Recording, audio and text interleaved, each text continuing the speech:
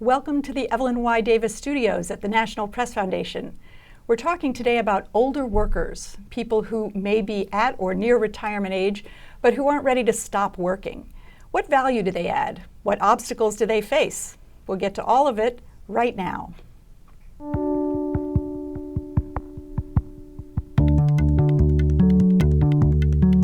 The National Press Foundation is a nonprofit dedicated to helping journalists cover complex topics with depth and accuracy.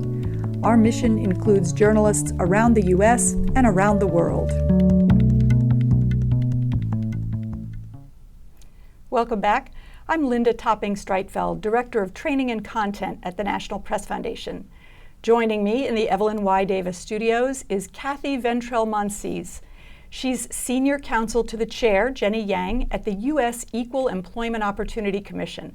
Her career has focused on age and gender discrimination, and that's what she'll talk about today. Cathy, welcome. Thank you. It's a pleasure to be here. Well, it's great to have you.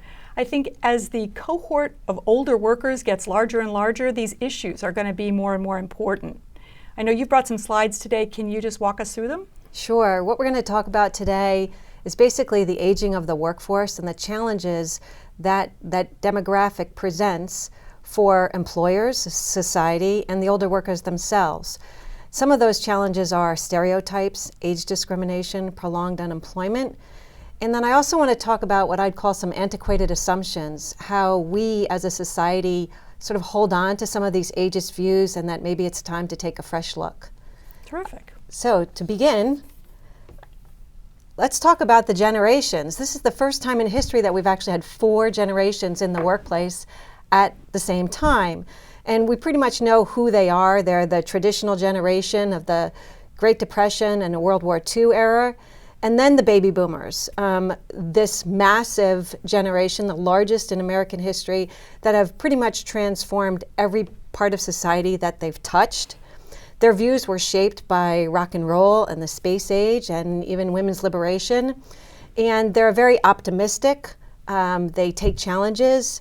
And that kind of defines how they've moved through sort of the aging process. After the boomers, we have the Gen Xers. You might think of them as latchkey children. Their parents' world was pretty much shaped by the downturn in the economy in the 1980s, and that's affected their view of the world and the workplace. And then the millennials, the incoming generation, we know them as digital natives. They have been shaped totally by technology. That's their world, the way they see things, the way they interact. They're also a very optimistic generation. So when you put those generations together, what does that mean? Well, what we're seeing right now is basically the aging of the workforce, and it's fairly dramatic. Think about New York City. That's the increase that we've seen in the 55 plus population that are staying in the workforce. So we have to be ready. Those are huge numbers, and I want to stop you for a minute because you mentioned that part of the current workforce is the traditional generation. I feel like those people are retired now. Are there still people from that generation who are working, and how many are there? Yes, their numbers are small overall, but they're still in the workforce because they love to work. So work is gratifying, and as long as you are healthy enough to do so, they're staying in the workforce, and that's what we're starting to see with the boomers as well. Got it. So we're seeing more older women staying in the workforce, so the median age of the workforce has continued to increase over time. So that's kind of our main demographic, but one of the other issues that I really want us to talk about is the concept that age is relative. And sort of what does that mean? Age is personal, how you view aging, how you think about being old and what that means. So when you look at some of the survey data, what does old mean? Well, it depends on who you ask. So on average, if you ask those in their 40s and 50s and 60s what is old, they're going to say it's folks in their 70s. And it's usually older than what I am. But they have very positive attitudes about aging as well. So to keep that in mind. Then the other big question is age really an issue for older workers? Well, the majority of adults 50 and older say that it's really not. Some say that it is, and some say that it really isn't at all. But then if you think about that, one of the other data points we're going to get to later is around that same number, 60+%, also say that age discrimination is an issue. So to ponder, how do those two numbers correlate at all? So let's talk about some of those challenges that I mentioned earlier: prolonged unemployment, stereotyping, discrimination in the workplace, and then technology and what that means for older workers. So you can't talk about sort of older worker employment or retirement without really looking at the effects of the Great Recession and pretty large unemployment increases for older workers. Their unemployment rate doubled over the last few years during the Great Recession. The real significant challenge for them is what we call prolonged unemployment, meaning that they suffer much longer periods of unemployment than any other age cohort. And it's pretty dramatic, because when you think about it, that prolonged unemployment eats into their retirement savings. It will diminish their future income as well. And what does that mean? Right, so essentially we're talking about the problem of people losing their jobs, and if you're past a certain age, it's just harder to get hired. That's right. And which is where the stereotyping and discrimination also comes in. All right, so I've done a lot of research on stereotypes, and I think the first thing to note is that stereotyping is human nature. It's how we make assumptions, we make generalizations, we categorize people. So we shouldn't be afraid of being able to, in essence, articulate stereotypes. I actually teach a law class, and I often go through stereotypes to say, here's a set of stereotypes, and who would you think this belongs to? And it could be women, the disabled, older workers, or stereotypes based on race. So let's talk about ageist stereotypes. Then the most common, that older workers are more costly to employ. They're less competent, less motivated, less flexible, less adaptable, less energetic, a lot less. Right. Now you could flip it and say more rigid, as well. But those are all negative things. And that's the way these ageist stereotypes are really used against older workers, and it's the negative side, right? And they can proliferate. They can cause an employer to make decisions based on assumptions that have nothing to do with the older worker before that employer, before that decision maker. So interestingly enough, most of the research basically refutes the stereotypes. And what I found fascinating, you can look at social science research, gerontological research, management school research. Pretty much all say these stereotypes just don't hold water. So their performance can actually improve with age, as well as productivity. Surprise, right? If you actually looked at performance issues, you'd find much greater variation within an age group, like say 45 to 50, than you would if you said comparing 40-year-olds to say 50-year-olds, which is what we do. It's kind of the human nature side. And so thinking about how we still rely on stereotypes, think about stereotypes, but they disadvantage older workers continually. Can I ask you, I've heard Sure. that employers tend to hire people who look like themselves. Are there not enough older people in positions of hiring that would make it more likely that they would want to hire someone who looks like them, who's 55 or 60? So you'd think so, because that is pretty common, that we do tend to associate with those who look like us, think like us, and all of that. But then on the other hand, diversity is supposed to be powerful and great and energizing. The interesting part for older workers is that there's actually some research, I think it's out of the University of Florida School of Management, called the not me phenomenon. So when we think about the ageist stereotypes, that if I'm an older worker and I'm in a hiring position, and I still may have some ageist stereotypes, but they don't apply to me. They may apply to all those other people that I'm interviewing. So am I more likely to go with that person? Because I'm exceptional. Right, And so you're saying older hiring managers can still be prejudiced against older people. Yes, they can. And in fact, in the discrimination field, it's pretty well accepted law that individuals discriminate against their own kind. Wow. Yeah, it is a wow, yeah. So let's talk about the boomers and how they are refuting those stereotypes. Basically, they've spent much of their aging population, frankly, smashing sort of everything, every norm they touch. And we're still seeing that, we're starting to see that actually in the workplace as well. So boomers tend to be healthier than previous generations, more energetic, more active. They are definitely living and working longer, and really embrace this concept of age is relative. So if you say, is 40 the new 30 or 50 the new 40 or 30, and it's a constant moving target. They've actually changed norms in the workplace. So we no longer have the company man. It's more likely to be, could be a woman, but also individuals who change jobs many times over their work life and many careers over the span of a lifetime. So let me take one break to tell viewers who are watching that we want to take your questions. So if you're watching live, you can type questions into the chat window under the webinar screen. I'm watching those, and as I see them come in, I'll put them to Cathy. So feel free to ask your questions as we go along. Cathy? Yeah, that would be great. I love questions. Okay. Good. So the ageist stereotypes present some of the negative attributes that may saddle older workers, but they're all positives as well. So older workers are viewed and valued for their experience, their patience, perseverance, actually accuracy. And to test, they find that older workers actually are more accurate in certain types of jobs.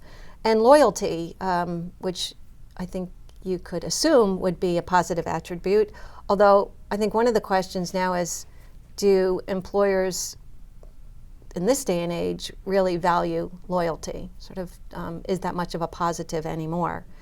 But also the benefits of diversity, which I mentioned earlier.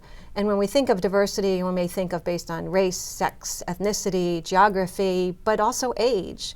And there's lots of research about the benefits of diversity, including multi-generational diversity, and how we can thrive better and come up sometimes with better ideas with more diverse teams. I also wanted to just note that, oops, got a little head there. Okay, we're going to move on to when does age discrimination actually begin? Age discrimination is clearly a challenge for older workers, no question. And again, it actually depends on who you ask. So if you ask someone in their 50s, okay, they may say 50s or 60s. If you ask younger individuals in their 40s, because the Federal Age Discrimination and Employment Act actually covers workers beginning at age 40, and they're more likely to say in their 40s and 50s. So again, it's individual, it's that kind of perspective. I actually write a book for lawyers called Age Discrimination Litigation, and in my research, when I look at the cases that older workers bring, not surprisingly, the average age of individuals who bring cases is in their mid-50s. Wow. But here's the other interesting point. For men, it's closer to age 57. For women, it's younger, age 54, not surprisingly. No, it's not surprising. Not surprising. All right, so how common is age discrimination? Actually, it's pretty common. Surveys of older workers, about more than 60% report experiencing age discrimination in the workplace or seeing it. And of that number, 92% say it's very common or somewhat common. So there is enough, let's put it that way, age discrimination out there. And I guess one of the questions is to think about, what does that mean for the older workers, dealing with stereotypes, dealing with employers' views. So another perspective, unfortunately for women, they have much higher incidences of reporting age discrimination, so older women, compared to older men. Do we have any idea why that's true? No. Very interesting. It's very interesting. And so one of the other aspects is looking at the intersection of age and gender. So as, frankly, more older women are in the workforce, they may have returned to the workforce. They can be in different level jobs than typically older men, but as they move up into managerial positions, they may face more age discrimination combined with age and gender. And we're going to talk about that intersection in just a moment. Right. You also wonder if older women in the workforce have experienced gender discrimination at some point in their career and are just more likely to quickly recognize and want to be assertive about fighting back. Yeah, I will tell you at the EEOC, this is actually our 50th anniversary of the agency and of Title VII of the Civil Rights Act, which prohibits sex discrimination. And we have seen increases over the years in the number of gender discrimination charges that have been filed. So your assumption could be correct, yeah. And before we move on, let me ask Brad's question. He's wondering if you have information on trends in self-employment among older workers. In other words, are more older workers becoming freelancers or consultants, filing 1099s as opposed to working for someone else coming out of the Great Recession? Yeah, I don't have that data with me, but I do know that there is research that certainly during and after the recession, where it's been so difficult for older workers to become employed, many started up businesses. It's been a sort of a natural progression. More older women businesses as well. So more entrepreneurial attempts, given the frustration of not being able to find, say, regular employment as an employee. Right, it does make sense. Brad, good question. Okay, so let's talk about older workers and reporting discrimination, particularly in hiring, as we've been noting. They're more likely to report that they didn't get a job due to their age. Tough to prove. Very tough to prove, because in most instances, you don't know who was hired. You don't know why you weren't hired and that person was hired. So the hiring discrimination really is one of the most difficult areas, even across the board, not just for age discrimination as well. So I also did want to point out that just some of the data about the number of age discrimination charges that have been filed with the Equal Employment Opportunity Commission, my agency. The numbers for age charges actually peaked in about 2008. So kind of just as the recession was starting. They've gone up and down a bit since then. And just in the last few years, pretty much all charges have gone down just a bit. We don't know why. We don't have the research. Some speculate it could be the economy, less reporting, maybe more employers complying with the laws, hopefully. But we don't have any research showing a cause and effect on those numbers. So here I wanted to point out this issue about age and gender and the intersection. And the research that I do, over time I started to notice it looks like more women are bringing age discrimination cases, and they're actually alleging age and gender discrimination together. And there's been an increase over the last several years, and I started to look at it and just kind of ask, why? And the cases don't really give you much of an example because they're very fact-specific. But there's a case that just came out of here, the DC Circuit Court of Appeals, and it pretty much highlights, the contrast that the most significant difference between the worker who was let go and the other one who was retained was simply that the one who was retained was a man and was younger. Even though this woman, Ms. Barnett, had the highest performance ratings, she was told that she just didn't fit into the group anymore. Wow. So the courts in certain cases are starting to recognize what we call this intersectional discrimination, particularly for older women. Their numbers in the workforce are increasing. They have higher rates of participation. They remain in the workforce longer, but unfortunately they may be facing discrimination for both age and gender. So it's really something to look out for. And so this was a case that the woman won. She did. And was she reinstated to her job, or did she get a financial settlement? Do you remember? I actually don't know, but I can find out. Yeah, I feel like that would be so awkward to come back into a work environment that has essentially said, you don't fit, we don't want you. That's right. But we have to take you. Yeah, so in most cases that are like where an individual's been terminated, let go, the resolution is a monetary settlement or a judgment from a jury that a court might uphold.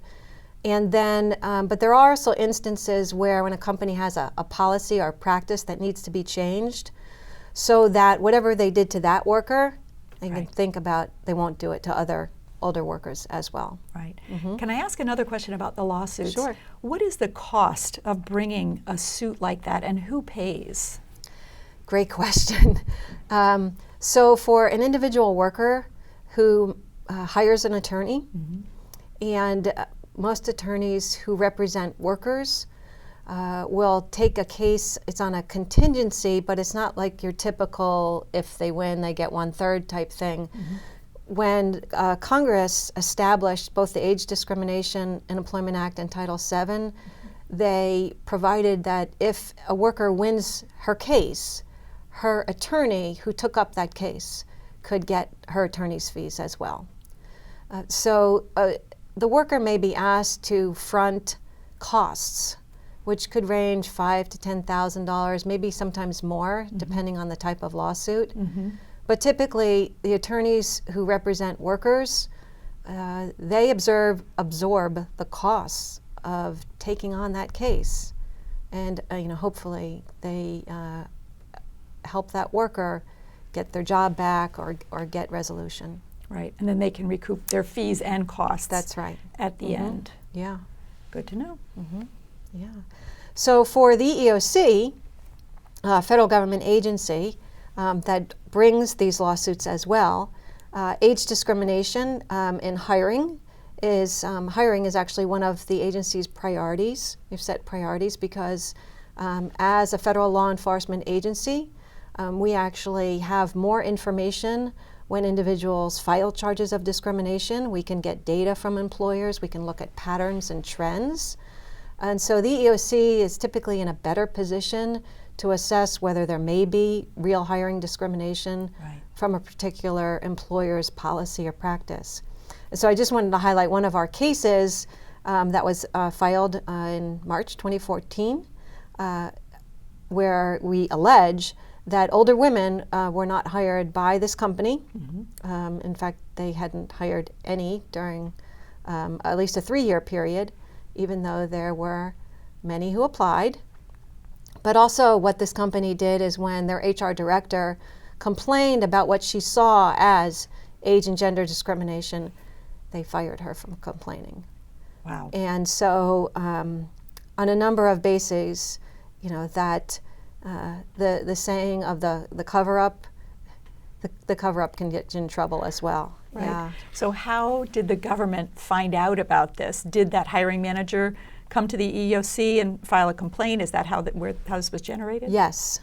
Perfect. Right. Yeah. So often we'll hear from the workers themselves, but also the individual who experienced retaliation for standing up for either her own rights or the rights of others. And that's actually also a priority for the EEOC, to protect those individuals, to allow them to come forward with those types of complaints.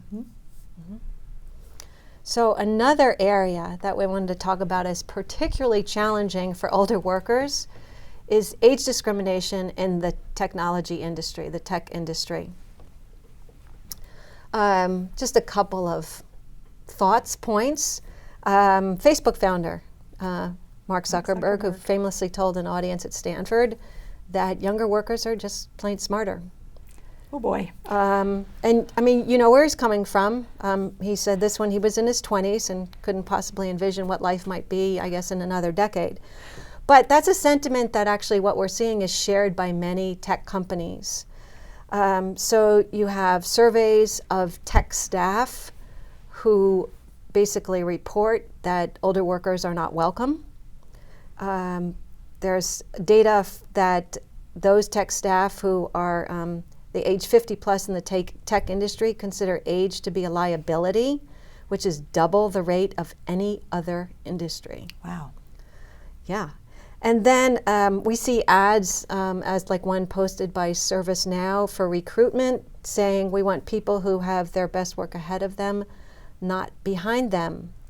That's not even subtle. No subtlety there, no. Hit you right in the face, plain as day. Yeah. So welcoming environment for older workers in the tech industry, not exactly. The other data points and research that we've seen in the tech industry, particularly on the hiring side. So Fortune magazine did a report on job advertisements for the tech industry. And we haven't seen these types of job ads in many years in many industries asking for recent college grad. Now, older workers can be recent college grads as well. That's sort of a given. And that's definitely changing. There are more older workers who may have recent degrees. But the question would be, what is this industry really seeking? Are they either subtly just looking for younger applicants? Interestingly enough, when the Fortune magazine reporter sort of probed a bit more deeply about why that type of wording in that type of ad, the next day, those words disappeared from the advertisements. So it's not unlawful per se for a company to seek a recent college grad. The law doesn't prohibit that explicitly. Right. But it sends a message, generally pretty clear and somewhat loud, that maybe older workers need not apply, and that could be a potential violation. Of course, from the company perspective, you could always say we're looking for people who are coming in at the bottom of the income ladder. So we're looking for recent college graduates because we want to pay them a lower wage and have them learn on the job, etc. Perfectly fine. And so in the discrimination field, attorneys like me who practice in that field, we're always looking for those objective, neutral standards and practices, because they'll benefit not only older workers, but other workers as well. And we'll see that in the disability area, in the gender area as well. What may benefit one group typically benefits many others. So it's those types of neutral practices that you're looking for that are based on some objective standards. Right. So just a more graphic picture of the age breakout of tech companies. Very young, sort of across the board. Very different from other types of industries. Yeah, I noticed the average age goes up as you move from Twitter to, is that Hewlett-Packard? Yes, and IBM is not even on that chart. I'm guessing they're even higher. They would more be of higher. A legacy Yes. tech company. Yeah, interesting look. Another aspect of the tech industry, and I had mentioned this, is the millennials being described as digital natives. Right. So that generation, they grew up with computers, with technology. It's second nature to them. They wouldn't know what to do without it. And those are typically the types of workers that tech companies are seeking, compared to digital immigrants or tourists. Just visiting, dabbling, trying it out, having difficulties, struggling, and who would that describe? Typically older workers. So we've actually seen job advertisements as well looking for digital natives. Again, a more subtle way to send a signal that that company may not be interested in hiring older workers. And there's actually some case law, very limited so far, about how that type of approach, recruitment approach, and hiring could be age discriminatory. And I think another interesting aspect in this question of how technology impacts and challenges older workers is online job recruitment. So how people look for jobs, find jobs, and companies make hiring decisions is dramatically changing. There are situations where employers will have an entirely online hiring system. And if an applicant is asked for date of birth and not allowed to continue, or the program is set that they get bumped out if they were born before a certain year? Right. Wow. Right. There could be instances where they ask for a date of college graduation that could bump people out. The other aspect is looking at social media for recruitment, and where companies are starting to rely solely on social media, and which is Zappos is one of the companies that had announced that last year. So basically to test an individual's comfort, use, adaptability, and confidence in using social media for how they work, how they communicate, and Right. to do the entire recruitment and hiring process. Now, through for, that. for a company that is dependent in large part on social media for its marketing and which has a big online presence as a piece of its business model, is that discriminatory? No, no. So the question would be, do they hold older workers to the same standards as younger workers? So you can, again, look at if you as an older worker are perfectly comfortable with that, it's just give them a chance. Don't assume, don't stereotype that because someone may be 40s, 50s, or older, that they have technological deficiencies or a lack of capacity. Right. And that's where employers get into trouble and could engage in unlawful discrimination. Right. So I also want to have us think about sort of question what I call these antiquated assumptions. In my work over the years in studying age discrimination, we've often compared age issues to race or gender issues, and age stereotypes, age discrimination just seems to be more accepted. People make sort of ageist comments about themselves that they wouldn't articulate about, if I'm a woman of a particular race, you just wouldn't say those things, probably wouldn't even think those things. So those assumptions and kind of the company man, the data that we looked at is that it's rare for someone to stay in one company for their entire career. Right. All of the data now is showing how even older workers now will have many jobs over their lifespan, change careers in their work life. Millennials, when you look at them, they're expected to change jobs every 3 years. So this whole concept of staying with a company for a very long time is pretty much gone. Other assumptions about older workers that they're likely to retire soon. And maybe that's for folks in their 50s or early 60s, mid 60s, late 60s, whatever that might be. And so maybe they're not the right person for that promotion or a switch in a job position from one region to another. Right. Or maybe they don't want to bring them into a job that's going to cost the company a lot of money for training because they fear they won't recoup right. that investment. Right. So the way companies can handle those hiring decisions or promotion decisions is to ask sort of the objective question, right? The company's putting a lot of money into this position. We're looking for someone who can stay with us 3-5 years. Where do you see yourself? Okay, that's a perfectly neutral, objective question, rather than assuming that someone in their 50s or early 60s is even thinking about retirement, right. which is very individualized. And the fact is, and the data shows us, that many older workers want to and will continue to work well beyond whatever was known as sort of traditional retirement age, because for many of them, they actually like to work. There are others who will need to continue to work just to shore up retirement savings. So retirement, sort of as we knew it, is really changing fast and dramatically. And so I think the assumptions that we hold about older workers and retiring really need to change as well. And then I also wanted to just talk about the concept of older workers need to just step aside and make room for younger workers. I've heard that. You've heard that, right? Well, Haven't we all heard that?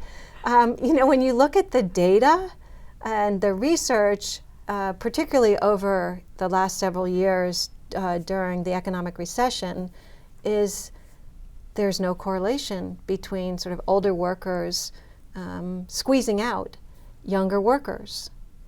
No correlation at all.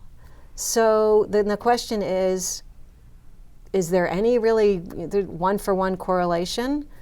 Is there any relationship between continued older worker employment and, let's say, younger worker unemployment? And the data says no. So essentially, it is not a zero-sum game. That's right. There isn't one chunk of jobs out there, and you have to move some people out so you can move others in. That's right. And so when you look at, again, how the workplace is changing, the workforce is changing, workers are changing, and they change careers frequently, jobs expand, they morph, they transform. Right. So I think our assumptions about older workers need to do the same. Right. And certainly if people are continuing to work and to have that increased income from working, they're more likely to be buying more things and contributing to the economy. So really, that's a driver. That's an economic driver. Yeah, exactly. So produces more jobs. And the flip side of that is sort of the high cost of age discrimination and ageism, because if you have older workers with prolonged unemployment, they can become a drain on the public benefit system, certainly on their families. They'll drain their own retirement income, which means they're more likely to be in lower levels of income in retirement. So, that the problem, let's say, of prolonged unemployment for older workers has massive consequences, to think about that. But the loss on the economy, if those individuals were employed, then they have earning power. They're paying taxes. They're providing benefits to their family and their community. It makes a huge difference. Yeah. I also wanted to note sort of the high cost of age discrimination, just with an example. That older workers and their families really do bear the cost of discrimination in the workplace. And this case was a case out of California, Nichols versus Staples, a $26 million jury verdict. Wow. And so when you say, wow, you must think something unique, extraordinary. This is your typical run-of-the-mill age discrimination case. Nothing special about this, frankly, although it's under California law, not the federal law, so you can get punitive damages when an employer really makes a bad decision, as they did here, as this jury found. So, in this particular case, they had called Mr. Nichols an old coot and an old goat. Who had done that? His co-workers and supervisor. Okay. And he had actually been hired at age 55, and then his firm was bought out by Staples. And at some point in his early 60s, they tried to remove him. They asked him to voluntarily resign, and he refused. And the name calling, that's somewhat common in age cases. So then they falsely accused him of doing certain things to basically try to set him up to be fired. And they said that he stole, apparently, a bell pepper that was worth, 68 cents? And they asked one of his coworkers to lie about his apparent theft. I'm sorry, this does not sound run-of-the-mill to me. You may see it all the time, but I'm shocked. She refused. Good for her. And so to think about, this case went to a jury. So a group of just regular folks who said no. And they sent a message rather loud and clear that age discrimination can be very costly. So for employers to certainly keep that in mind. Yeah, great message. Good for them. But you said that was under California law. Yes. And I'm assuming that under federal law, that kind of punitive damage would not have been possible? It's not possible. So under federal law, a worker who experiences age discrimination and wins in a court case can get her the back pay of the job wages that she lost, can also get front pay, it is called, so future damages that for the wages she would have earned. And then only what's called liquidated damages, and that means just double the amount of the back pay. It's a limited amount of money, which can still send a fairly strong message to employers that age discrimination is costly. Well, this is fascinating. I feel like I've said the word wow about 6 times during this webinar, so really great information. I appreciate it. I want to go back for 1 minute to the discussion of technology workers. Given what you said earlier about the potential value of older workers, they they're more accurate, they can be more loyal, there are a lot of positive characteristics.